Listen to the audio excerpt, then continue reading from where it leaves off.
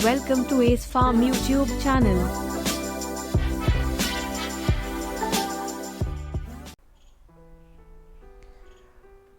Last कुछ video जो हमने अपलोड किए थे चैनल पर, उस पर्टिकुलरली सप्लीमेंट्स के बारे में, प्रोटोकॉल के बारे में, उस पर कई फैंसियर्स के क्वेश्चंस आए थे थ्रू व्हाट्सएप, ईमेल और कमेंट के ज़रिए भी।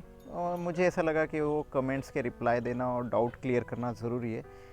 तो आज हम वही जो सप्लीमेंट्स के प्रोटोकॉल के बारे में जो डाउट्स थे, जो क्वेश्चंस थे फैंसियर्स के और हॉबीस्ट के, आज हम उसको क्लैरिफाई करने की कोशिश करेंगे। हाय, मैं हूँ आपका फ्रेंड सोनू मिर्ज़ा, एस फार्म महाराष्ट्र से। और आज हम क्वेश्चन आंसर सेशन के ये वीडियो को सिर्फ क्वेश्चन आंसर सेशन तक ही कंटिन्यू रखेंगे। सप्लीमेंट के प्रोटोकॉल जब हम फॉलो करते हैं, पर्टिकुलरली अब ब्रीडिंग सीज़न स्टार्ट हो गया है, तो उसको फॉलो करना बहुत ज़रूरी है, क्योंकि ब्रीडिंग सीज़न में बर्ड्स की सप्लीमेंट्स की रिक्वायरमेंट, पर्टिकुलरली विटामिन्स और मिनरल्स की जो रिक्वायरमेंट होती है बहुत ज़्यादा होती है।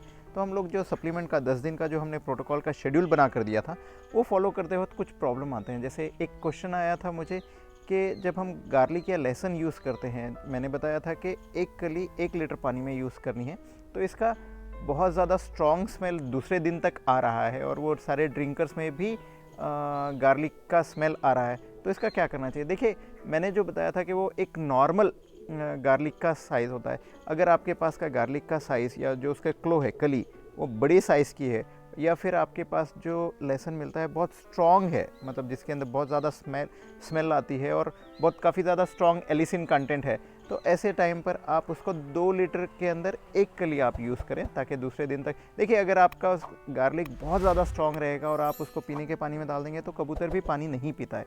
हमारा कभी कोई इंटेंशन ऐसा नहीं होता है कि कबूतर पानी ना पिए, हम लोग सप्लीमेंट दें और कबूतर पानी ना पिए। हमारा इंटेंशन यही होता है कि एक लो डोज जाए, लेकिन वो रिक्वायर्ड डोज जाए और कबूतर के पीने के पानी का टेस्ट भी इतना ज़्यादा चेंज ना हो कि वो पानी ही ना पिए। तो जहाँ तक हो सके, अगर बड़ी कली है या फिर बहुत स्ट्रॉन्ग आपके एरिया में अगर लहसुन मिलता है, या आपने मार्केट से कुछ ऐसा लहसुन लेकर आया जो बहुत स्ट्रॉन्ग है, तो उस टाइम पर आप 1 कली 2 लीटर के पानी के अंदर क्रश करके इस्तेमाल कर सकते हैं। ठीक है। सेकंड क्वेश्चन था कि भाई लेमन या विनेगर भी आप यूज़ करते हो, तो लेमन का भी वही है कि अगर जूस कम निकलता है तो 1 लीटर के अंदर यूज़ करें, लेकिन अगर काफ़ी बड़ा नींबू का साइज़ है और जूस भी काफ़ी निकल रहा है तो आप उसको 2 लीटर पानी में यूज़ कर सकते हैं। हमें ये चीज़ याद रखना चाहिए कि हमें सिर्फ पानी को थोड़ा सा एसिडिफाई करना है, हल्का सा एसिडिफाई करना है, बहुत ज़्यादा एसिडिक नहीं करना है या खट्टा नहीं बनाना है, ताकि अगर ऐसा कुछ होगा तो कबूतर पानी नहीं पिएंगे। आप गौर करें, जब आप कोई भी सप्लीमेंट पानी में देते हैं और उसका डोज अगर ज़्यादा रहता है तो कबूतर उस दिन पानी कम पीता है, वो पानी नहीं पीता है, पानी से वो दूर चला जाता है। मतलब उसको जो जितना रिक्वायर्ड पानी रहेगा वो जस्ट प्यास बुझाने के लिए उतना पानी पिएगा, लेकिन जो रिक्वायर्ड पानी है उतना नहीं पिएगा। तो हमें उतना ज़्यादा उसको खट्टा भी पानी को नहीं करना है या उसको एसिडिक नहीं करना है कि वो कबूतर पानी ना पिए। और हमेशा एक याद रखें कि भाई बहुत ज़्यादा एसिडिक होता है तो 2 चीज़ें, एक तो कबूतर पानी नहीं पिएगा और अगर पीता है तो बॉडी में से कैल्शियम निकल जाता है। ये दोनों भी चीज़ें हमें अवॉइड करनी है। तो नींबू के या लेमन के बारे में भी या विनेगर के बारे में भी, जस्ट विनेगर 5 ml 1 लीटर के हिसाब से यूज़ करना है। अगर लेमन यूज़ कर रहे हो तो अगर बड़ी साइज़ का और जूस ज़्यादा है तो आप उसको 1.5-2 लीटर के पानी में भी इस्तेमाल कर सकते हो। कई फैंसियर्स के और दूसरे भी क्वेश्चंस आए थे कि भाई उन्हें वो मेरिकैल नहीं मिल रहा है, इम्यून नहीं मिल रहा है। देखिए, इंटेंशन ये था कि जो प्रोडक्ट मुझे मेरे एरिया में मिलते हैं, जिसको मैंने टेस्ट किया है फार्म पर और जो मुझे सही लगे हैं, जिनका मुझे रिज़ल्ट मिला है, वो मैंने आपको रिकमेंड किया। लेकिन इसका मतलब ये नहीं कि आपने सेम वही प्रोडक्ट को, हमको उसका अल्टरनेट देखना चाहिए। वहाँ पे आपके लोकल एरिया में अगर कोई वेटरनरी शॉप है, वहाँ पर अगर आपको मेरिकैल नहीं, कोई ऐसा कैल्शियम जैसा सोल्यूकैल भी एक आ जाता है जो कि पूरा वाटर सोल्यूबल है, सिर्फ इतना ही देखें कि कोई भी कैल्शियम आप जब यूज़ कर रहे हो तो वो सस्पेंशन वाला ना हो। मतलब सस्पेंशन मतलब जैसे वो पानी के अंदर वो जब आप डालते हो तो नीचे बैठ जाता है, अगर ऐसा वाला कैल्शियम रहेगा तो उसका यूज़ ज़्यादा नहीं होता है और नीचे बैठ जाने के ऊपर कबूतर सिर्फ ऊपर से पानी पी लेगा और आपका कैल्शियम कबूतर को मिलेगा नहीं। तो इसके अंदर वही देखना है कि हमें कोई भी ब्रांड चलेगा, लेकिन सिर्फ इतना है कि वाटर सोल्यूबल कैल्शियम होना चाहिए।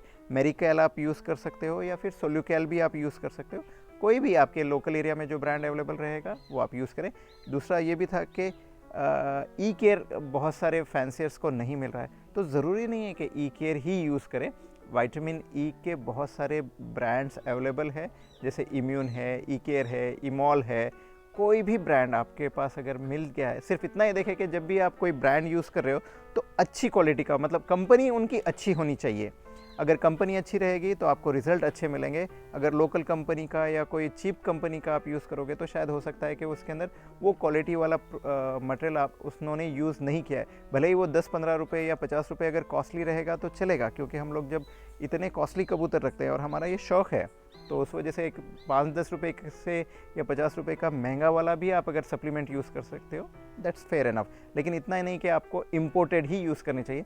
बिल्कुल भी, मैं तो हमेशा रिकमेंड करूँगा कि कोई भी इम्पोर्टेड मेडिसिन यूज़ ना करें, क्योंकि बहुत ज़्यादा कॉस्टली होती है। और उसका इंडियन में लोकल ब्रांड जो जैसे वेंकी वाले है या फिर सैफी वेटमेड है, कई ऐसे स्टैंडर्ड कंपनी है जिसके अल्टरनेट बनाते हैं। और मेडिसिन के अंदर तो हमें सिप्ला और वोकार्ड और सिर्फ स्टैंडर्ड कंपनी का ही यूज़ करें, ताकि ऐसा नहीं है कि बहुत कॉस्टली ही होना चाहिए। सस्ते वाले भी जो मेडिसिन मिलते हैं अगर ब्रांडेड कंपनी के रहेंगे तो अच्छी ही प्रोडक्ट आते हैं। इंटेंशन सिर्फ इतना है कि हमें प्रोडक्ट अपने बर्ड्स के लिए या हॉबी के अंदर अच्छे ही स्टैंडर्ड वाले ही यूज़ करें, इम्पोर्टेड या बहुत कॉस्टली नहीं, या फिर लोकल में भी जो हमको मिलते हैं अच्छी कंपनी का ही यूज़ करें। और एक भाई साहब का क्वेश्चन था कि ये सप्लीमेंट हमें कब देना चाहिए, या ये सप्लीमेंट हमें सिर्फ फैंसी पिजन्स के लिए ही है या फिर कोई और कबूतर। देखिए, ये सप्लीमेंट का जो प्रोटोकॉल बनाया था ये बर्ड्स के रिक्वायरमेंट या जो पिजन है उसकी रिक्वायरमेंट के हिसाब से प्रोटोकॉल बनाया था। इसका मतलब ये नहीं है कि सिर्फ फैंसी को ही यूज़ कर सकते, ये रेसिंग पिजन्स के लिए और हाई फ्लायर के लिए भी यूज़ कर सकते हैं, पर्टिकुलरली ब्रीडिंग सीजन में। हाँ, जिनको फ्लाई आप कराते हैं उनको यूज़ करने की ज़रूरत नहीं, उनका प्रोटोकॉल कुछ अलग आ जाएगा। जिनको आपको रेस में उड़ाना है या टुकड़ी में उड़ाना है उनके लिए थोड़ा सा अलग आ जाएगा। लेकिन ये जो प्रोटोकॉल बनाया था ये ब्रीडर बर्ड्स के लिए था। ब्रीडर बर्ड्स या इवन बच्चों के लिए भी जो मोल्टिंग करते हैं उनके लिए ये अच्छा है। तो ये सप्लीमेंट का प्रोटोकॉल ना सिर्फ फैंसी पिजन्स के लिए बल्कि हाई फ्लायर्स और रेसिंग पिजन्स के लिए भी यूज़ कर सकते हैं, लेकिन ब्रीडर बर्ड्स के लिए इस्तेमाल करें। जिनको आपको रेस में उड़ाना है या जिसको कंपटीशन में हाई फ्लायर्स को उड़ाना है, तो उस टाइम पर वो बर्ड्स का प्रोटोकॉल कुछ अलग रहेगा, क्योंकि उसको हमें ब्रीडिंग के लिए यूज़ नहीं करना है, तो उसके लिए प्रोटोकॉल कुछ अलग से आ जाएगा। अगर कोई फैंसियर कमेंट करता है तो उसके लिए भी मैं वीडियो बना दूंगा कि भाई हाई फ्लायर्स या रेसिंग पिजन्स के लिए क्या प्रोटोकॉल फॉलो करना चाहिए, क्योंकि उनको इतना ज़्यादा कैल्शियम या विटामिन ई की ज़रूरत नहीं होती है।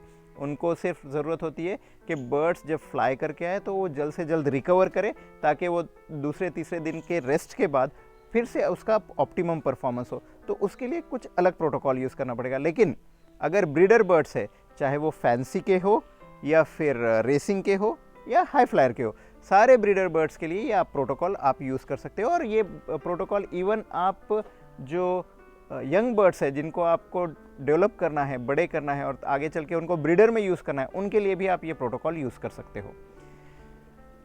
और एक क्वेश्चन आया था एक भाई साहब का कि वो पूछ रहे थे कि ये कब देना है प्रोटोकॉल, कि मॉर्निंग में देना है या इवनिंग में देना है। देखिए, ये प्रोटोकॉल जब हमने डेवलप किया था तो ये हम फैंसी पिजन्स को ध्यान में रखकर डेवलप किया था कि वहाँ पर क्या करते हैं कि केज में ब्रीडिंग होती है या लॉफ्ट में ब्रीडिंग होती है, तो उसमें मॉर्निंग के अंदर ही सवेरे हम लोग पानी बनाते हैं और रख देते हैं और शाम में निकाल देते हैं, और ये पानी दिन भर रहता है उनके सामने।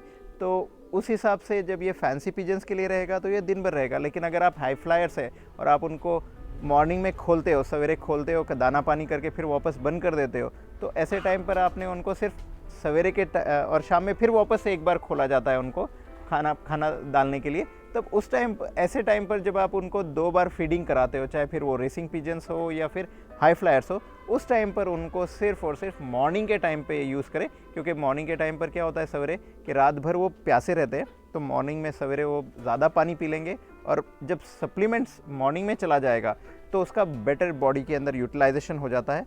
तो ऐसे टाइम के ऊपर जब रेसिंग पिजन्स या हाई फ्लायर्स है और 2 बार आप उनको खोल रहे हैं और पानी दे रहे हैं, तो मॉर्निंग के सेशन में या सवेरे के पानी के अंदर ये सप्लीमेंट को यूज़ करना चाहिए।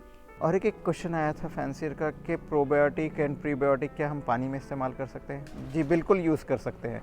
पीने के पानी के अंदर हम प्रोबायोटिक या प्रीबायोटिक यूज़ कर सकते हैं। विसिलैक है, या मैंने जो बताया था आपको वेंकी का प्रोडक्ट आ जाता है, स्पोरलैक है, सो मैनी, अगर आपको वेटरनरी शॉप पर नहीं मिलता है तो ह्यूमन मेडिकल शॉप के ऊपर ह्यूमन की यूज़ के लिए काफ़ी ज़्यादा प्रोबायोटिक्स अवेलेबल है, और प्रोबायोटिक्स आपको यूज़ करने चाहिए। पर्टिकुलरली जब हमने किसी बर्ड्स को एंटीबायोटिक का डोज दिया है तो उसके बाद 3 दिन तो मिनिमम 3 से 5 दिन हमें प्रोबायोटिक का डोज देना चाहिए, ताकि गुड बैक्टीरिया वापस से पेट में जाए और उनका डाइजेशन इम्प्रूव हो। और ये सारे के सारे प्रीबायोटिक एंड प्रोबायोटिक आप इनको पीने के पानी में दे सकते हो। डोज आप कौन सा ब्रांड यूज़ कर रहे हो उसके ऊपर डिपेंड करेगा, लेकिन आप अगर इनको बहुत डाइल्यूट करके भी यूज़ करते हो तो कोई प्रॉब्लम नहीं। अगर आपके पास एक ही सैशेट है और 10 लीटर पानी में भी डालते हो तो फेयर इनफ, कोई प्रॉब्लम नहीं आएगा। अगर उसको आप 2 लीटर भी पानी में इस्तेमाल करना चाहते हो तो यूज़ कर सकते हो। सिर्फ इतना ही देखें कि एक बार ओपन करने के बाद अगर छोटे सैशेट होते हैं तो मोस्टली प्रोबायोटिक्स उसको आप रख नहीं सकते, एक ही बार ओपन करके यूज़ कर लेना होता है। तो अगर छोटे सैचेट आएगा तो शायद आपके 10 लीटर का भी पानी में भी आप डाल दोगे, क्योंकि ये लिविंग थिंग्स होते हैं, पेट में जाने के बाद मल्टीप्लाई होंगे, लो डोज में भी काम कर जाएगा। ठीक है। अब एक बहुत इम्पॉर्टेंट चीज़ ये थी कि ये डोज जो बताए हैं, बहुत सारे लोगों ने कहा है कि लो डोसेस है। जी नहीं, ये डोसेस जो सप्लीमेंट प्रोटोकॉल में बताया है तो वो एक्चुअल में बर्ड्स को जो रिक्वायर्ड डोज है उतना ही डोज बताया है।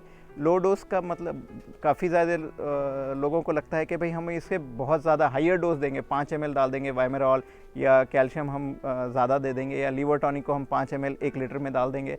ऐसा नहीं होता है। इससे क्या होगा कि आपका जो पानी जो रखा है बर्ड्स को, वो उसका टेस्ट बदल जाता है और बर्ड्स पानी कम पीता है। आप गौर करें कि जब आपने ज़्यादा पानी हाइयर डोज यूज़ किया है तो बर्ड्स कम पानी पीते हैं। और दूसरी बात ये होता है कि हाइयर डोज का निगेटिव इफेक्ट भी होता है। सप्लीमेंट्स को सप्लीमेंट्स की तरह ही यूज़ करना होता है, ना कि उसको खाने की तरह। तो हमेशा याद रखें कि भाई इनका जो डोज बताया गया है प्रोटोकॉल के अंदर, वही डोज को फॉलो करें और आपको अच्छे से अच्छे रिजल्ट मिलेंगे। और एक बात ये भी कहनी थी कि लास्ट कुछ दिनों से हमारे वीडियोस अपलोड नहीं हुए थे। ऑफिस के काम, फैक्ट्री, फार्म, कई सारे कामों में बिज़ी थे। सॉरी, माफ़ी चाहता हूँ उसके लिए। लेकिन कोशिश करेंगे कि यहाँ से आने वाले दिनों के अंदर, ब्रीडिंग सीज़न के अंदर, अच्छे से अच्छे नॉलेज वाले जो वीडियोस लगते हैं फैंसियर्स को, वो अपलोड करेंगे और रेगुलरली अपलोड करेंगे। ठीक है। फिर नेक्स्ट टाइम अगले वीडियो में मिलते हैं। तब तक आपका, अपने खुद का, अपनों का और अपने बर्ड्स का ख्याल रखें। Thank you.